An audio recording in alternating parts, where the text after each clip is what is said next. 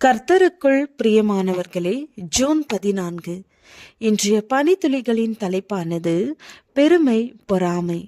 வசனம் நீதிமொழிகள் 27வது அதிகாரம் 4வது வசனம். உக்கிரம் கொடுமையுள்ளது, கோபம் நிஷ்டூரமுள்ளது, பொறாமையோ வென்றால் அதற்கு முன்னிற்கத்தக்கவன் யார்? இஸ்ரவேல் ஜனங்கள் தங்களை ஆள ஒரு ராஜா வேண்டும் என்று சாமுவேல் தீர்க்கதரிசியிடம் முறையிட்டார்கள். சவுல் காணாமல் போன கழுதையை தேடி சென்றபோது சாமுவேல் தீர்க்கதரிசி சவுலை ராஜாவாக அபிஷேகம் பண்ணினார். சவுல் திரும்பி ஊருக்கு வந்தபோது சவுலின் சிறிய தகப்பன் ஆவலோடு சாமுவேல் உன்னிடம் என்ன சொன்னார் என்று கேட்டான்.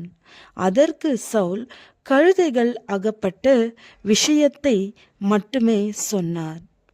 ஆனாலும் ராஜ்ய பாரத்தை பற்றி சாமுவேல் சொன்னதை அவன் சிறிய தகப்பனுக்கு அறிவிக்கவில்லை. சவுலின் தாழ்மையான குணமாக இருக்கலாம், அல்லது அவன் தான் ராஜாவாவதை விரும்பாமல் இருந்திருக்கலாம். அதுவும் இல்லாவிட்டால் நடக்குமா என்ற சந்தேகமாகவும் இருக்கலாம். எப்படி ஆயினும் சவுலுக்கு தன் சிறிய தகப்பனிடம் அதை பற்றி கூறுவதற்கு சரியான தருணம் இன்னும் வரவில்லை என்பது மட்டும் நன்றாக தெரிந்திருக்கிறது. தேவன் கொடுக்கிற ஆசீர்வாதங்களை நம்பி தேவன் கொடுக்கிற ஆசீர்வாதங்களை நாம் பிறரிடத்தில் சாட்சியாக அறிவிக்க வேண்டும்.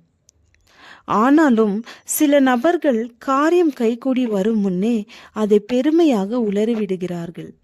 அதனால் பிறரின் பொறாமைக்கு ஆளாகிறார்கள். நாம் அனுபவிக்கும் சகல நன்மைகளையும் ஆசீர்வாதங்களையும் எப்போதும் பிறரிடம் விளம்பிக் கொண்டு இருக்கக்கூடாது. அது மற்றவர்கள் மனதில் பொறாமை குணத்தை தூண்டும். ஒரு காரியம் நடந்தேறும் முன் அதை வெளியே சொல்வோம் என்றால் தந்திரமாய் அது நடக்காமல் தடுத்து விடவும் வாய்ப்பு உண்டு. தீமையை வெறுப்பதே கர்த்தருக்கு பயப்படும் பயம். பெருமையையும் அகந்தையையும் தீய வழியையும் புரட்டு வாயையும் நான் வெறுக்கிறேன். நீதிமொழிகள் 8வது அதிகாரம் 13வது வசனம். நாளைய தினத்தை குறித்து பெருமை பாராட்டாதே, ஒரு நாள் பிறப்பிப்பதை அறியாதே. நீதிமொழிகள் 27வது அதிகாரம் 1வது வசனம்.